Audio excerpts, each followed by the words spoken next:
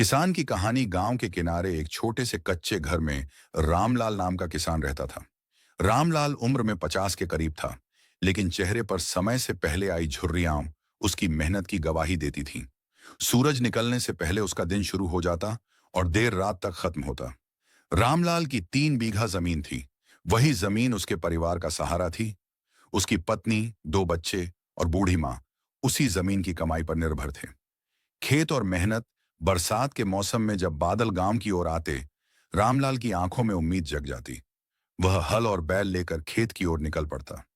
मिट्टी की गंध, हल की लकीरें और पैरों में चिपकती मिट्टी ही उसका संसार थी। लेकिन यह मेहनत आसान नहीं थी। कभी बीज महंगे हो जाते, कभी खाद की कमी पड़ जाती, तो कभी आसमान से बरसात की बजाय सूखा उतर आता। पर रामलाल हार मानने वालों में से नहीं था। बच्चों का सपना। रामलाल का बड़ा बेटा पढ़ाई में बहुत अच्छा था। वह डॉक्टर बनना चाहता था। छोटा बेटा अभी गांव के स्कूल में था, लेकिन वह कहता, बाबूजी, मैं बड़ा होकर ट्रैक्टर खरीदूंगा। आपको अब बैलों से हल नहीं चलाना पड़ेगा। यह सुनकर रामलाल मुस्कुरा देता, पर उसके मन में एक टीस उठती। क्या सच में वह अपने बच्चों के सपने पूरे कर पाएगा? संकट का दौर। 1 साल बारिश बिल्कुल नहीं हुई। खेत सूख गए, कर्ज बढ़ गया, साहूकार ने ब्याज मांगा। गांव के कई किसान शहर की ओर पलायन कर गए। रामलाल ने भी सोचा, क्यों ना वह भी शहर जाकर मजदूरी करे। लेकिन फिर उसे मां के शब्द याद आए, बेटा, जमीन छोड़ दोगे तो पहचान खो दोगे। यही जमीन है जो हमें जीने का साहस देती है। रामलाल ने ठान लिया, चाहे कुछ भी हो, वह खेत नहीं छोड़ेगा। उम्मीद की किरण। अगले साल सरकार ने गांव में एक नई योजना शुरू की। सस्ती दरों पर खाद और बीज मिलने लगे।